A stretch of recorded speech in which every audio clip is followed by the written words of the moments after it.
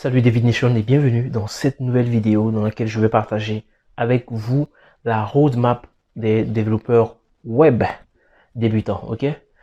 Mais je pense que ceux qui ne veulent pas forcément se lancer dans la discipline web pourront quand même trouver cette vidéo utile. Alors par quoi commencer? Beaucoup diront, on va commencer par quoi? HTML c'est la base? Non, on va pas commencer par HTML, ok? On va pas commencer par HTML. Beaucoup malheureusement commencent par là. Même moi j'ai fait l'erreur de commencer par là. Mais après j'ai vite compris que non, c'est pas par HTML il faut commencer. Je vous explique ça avec le tableau qui est là.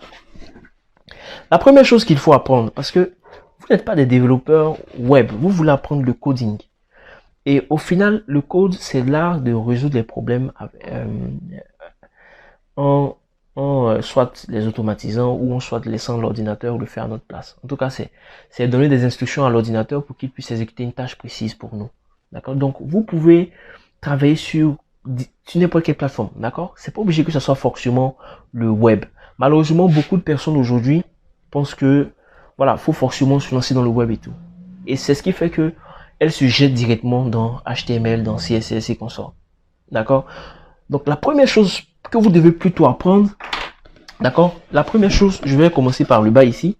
J'espère qu'on voit. La première chose qu'il faut apprendre, c'est les fondations.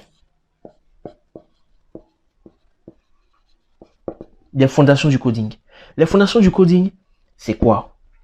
C'est tout ce qui est structure de contrôle du code, tout ce qui est scripting, tout ce qui est art de résoudre les problèmes, donc le problem solving, tout ce qui est type de données et tout.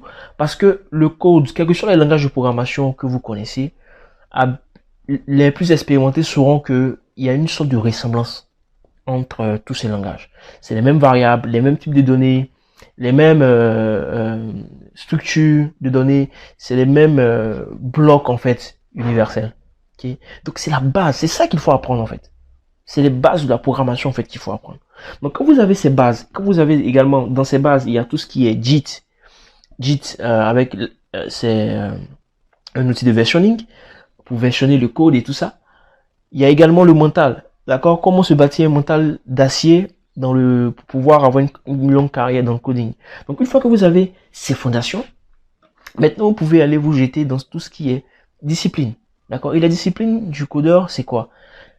C'est soit la discipline web, soit la discipline mobile, soit la discipline jeux vidéo, ou sécurité, ou internet des objets, ou data science, ça dépend de vous.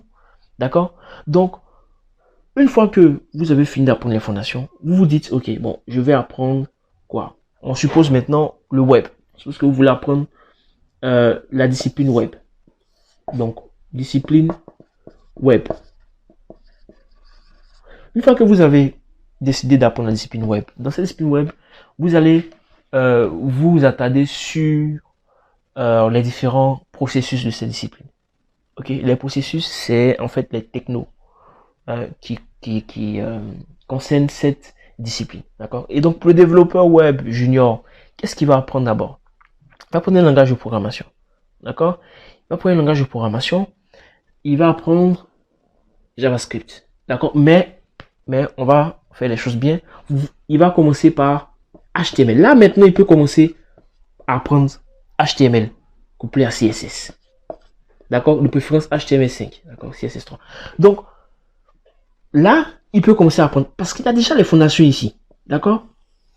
Dans cette partie, vous allez vraiment apprendre à résoudre les problèmes en coding avec n'importe quel langage. Pour l'instant, là, ici, le langage ne compte pas vraiment. Ici, le langage va importer. D'accord? Donc, une fois que vous apprenez HTML et CSS, là, vous apprenez ensuite JavaScript. D'accord? Un peu plus facile à apprendre et tout. Une fois que vous êtes à l'aise avec ces deux, vous pourrez apprendre un langage serveur comme PHP. D'accord? Une fois que vous avez appris ça, vous êtes à l'aise dans chacun de ces langages, vous apprenez maintenant à utiliser un framework qui va vous aider à aller plus vite, à coder plus vite, à créer plus vite des applications avec ces différents langages. Pour l'exemple de PHP, vous avez Laravel, vous avez Symfony. Et voilà. Donc, c'est vraiment la roadmap d'un développeur. Si vous n'avez pas commencé par les fondations, que vous jetez directement là, si vous vous jetez directement ici, peut-être que ça va marcher, peut-être que vous allez arriver à vous en sortir, mais vous ne serez pas polyglotte. Vous ne pourrez pas, c'est-à-dire, vous ne pourrez pas même créer du code par vous-même. Laissons cette histoire de polyglotte. Vous-même, vous ne pourrez pas créer du code, c'est-à-dire démarrer un projet de A à Z par vous-même. Vous ne pourrez pas. Essayez si vous voulez. Donc, c'est ce que je voulais partager avec vous dans cette vidéo. J'espère que vous avez aimé. Et si vous connaissez des amis qui, justement, se demandent quoi apprendre dans le développement web, taguez-les dans les commentaires. Dites-moi ce que vous en pensez. Je vous dis à très bientôt pour une prochaine vidéo. Ciao.